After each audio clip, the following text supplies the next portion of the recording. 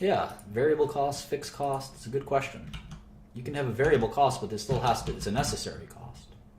Anyway, let's get to the 10Q. Or at least we have the press release for the Q4 results. So let's pop those in real quick. Let's pop those in.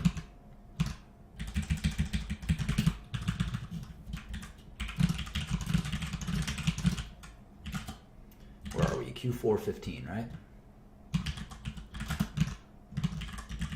Maybe we can do it like this.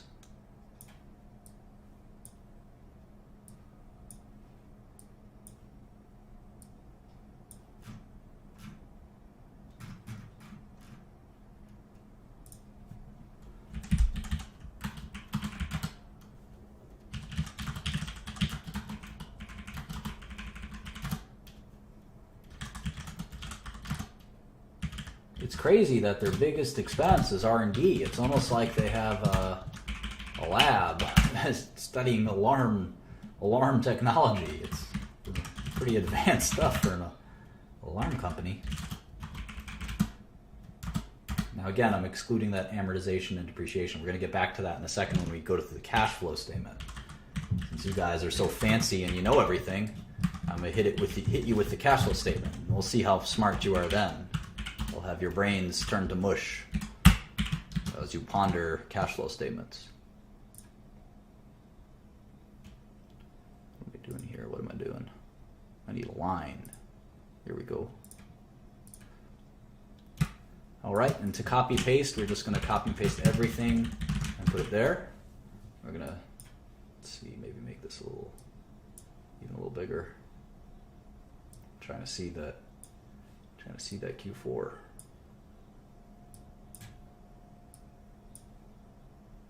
Of last year. There it is.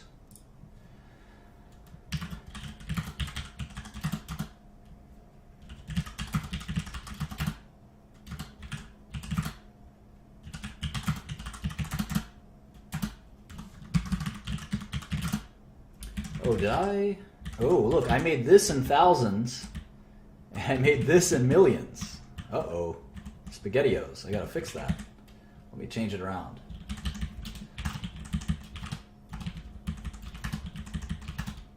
Like I said, I only deal in millions. Apparently I dealt in thousands just there.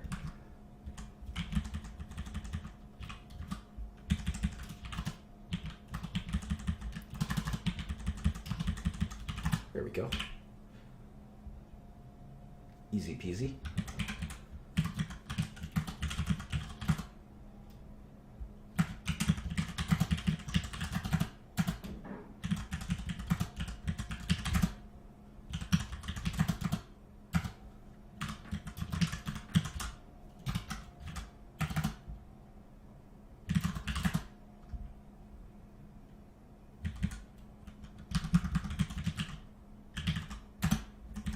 All right.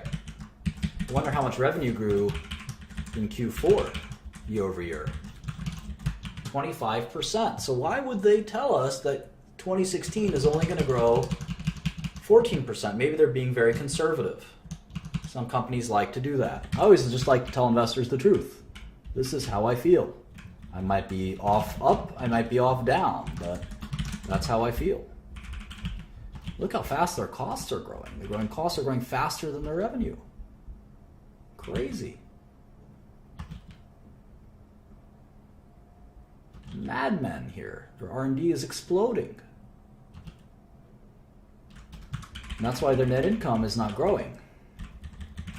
They actually made, even though their revenue grew by 25%, their net income fell. Crazy. These guys are really investing in their business. They may be just overspending. You never know. That's why you have to judge management and see if they're making smart investments. All right, let's go to 10Q for Q3. We're pretty slow here. We gotta pick it up. And again, it's pretty good because you can just copy and paste these formulas.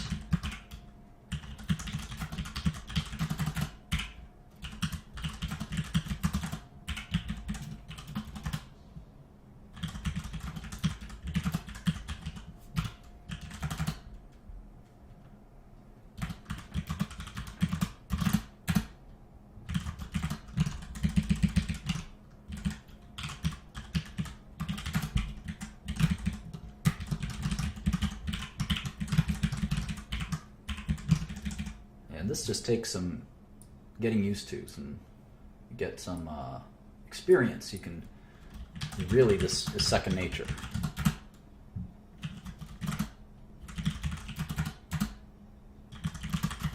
And that's why you have to practice. I mean, there's no two ways about it. You got to do hundreds of these, and then you really start to learn. You got a sixth sense about business, and this is all free. You can sit here and model companies all day long, all day long. That's what I do, all day long.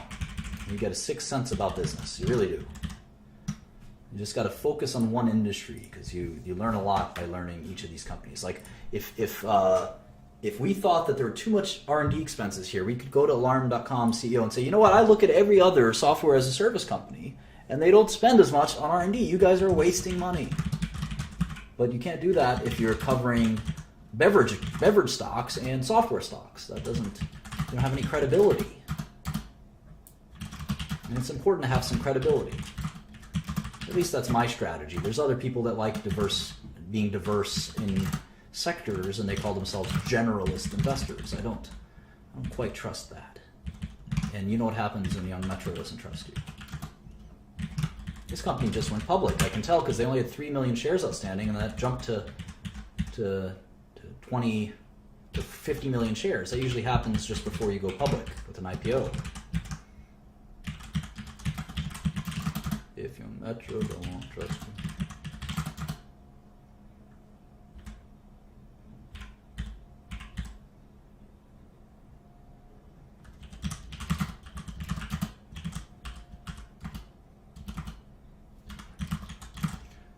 Yeah, I've gained a ton of credibility in pharmaceuticals by knowing just about everything about pharmaceuticals. It really, I think, what was it, was it Vanity Fair? They said anonymous pharma CEOs said they were humbled at how smart Martin was about pharmaceuticals. Well, I don't think I'm very smart. I just kind of focused on it. And if you do it all day, you can be an idiot, and it still kind of sinks in. See, these guys don't have that many 10Qs because they've only been public for so long, so they never filed a Q1 10Q. Isn't that cool? We can actually use the 2015 numbers to reverse engineer it. 2015 minus these 4 quarters, three quarters, and we'll get a full year number.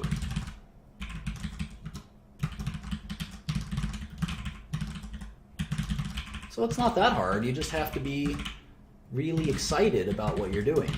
You can imagine that this isn't very exciting to some of you, and that's fine. You weren't made to do finance. You can do something else. There's no pressure.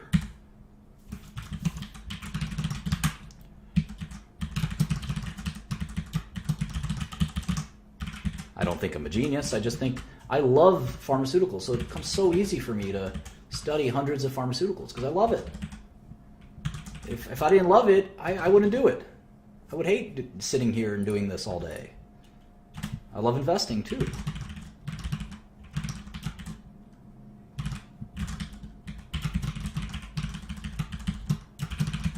I like working hard and making people happy with my good results.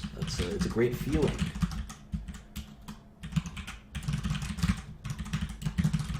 All right.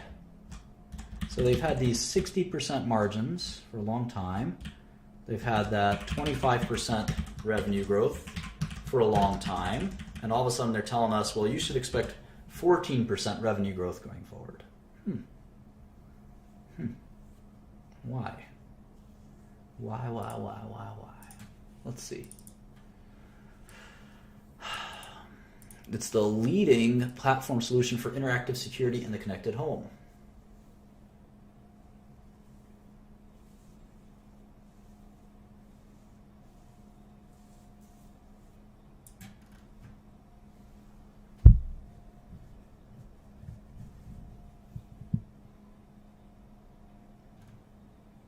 And they even gave us guidance for Q1. They said 39.4 million for Q1. 39.4 million for Q1, which is pretty similar to last quarter. That's why their revenue growth is slowing down. They know well, that's still 25% growth. So how the heck are they going to slow down that much? Just seems to me that they're being too conservative. They're being too conservative with their numbers. And I don't personally like it when companies do that.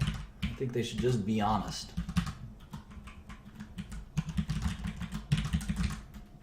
My executives always tell me, Martin, just be super conservative, under promise and over deliver. Well, that only goes so far. If you under promise too much, it's just not credible. I don't believe in that. A lot of people don't like that. But I like to keep it real, as you know. Like Dave Chappelle. Look at their tax rate. They're an American company. They probably have only American customers, so their tax rate should be 35%, but occasionally it's not. That's a big problem for a company when your tax rate is 35%. It's very hard to succeed. Maybe this will be their future. It's hard to tell. Their New Zealand market, Jesus. I wonder how many customers they have in the U.S. I wonder how many employees they have. All these things are jumping into my head. I want to know everything about this company. Here's a cash flow statement. We got cash flow, $27 million. That's more than net income. Their net income was $11 million. That's a big difference. Looks like some of it could be one-time in nature, swings in accounts receivable and things like that might swing back. We'll talk about free cash flow and stuff like that. I don't know if this is the best company to do cash flow statement on. But we got our first software as a service company, so maybe we can even put that down here as a sector. Software as a service. You're going to see a lot of these. Anyone know what the biggest software as a service company is? Who knows their software?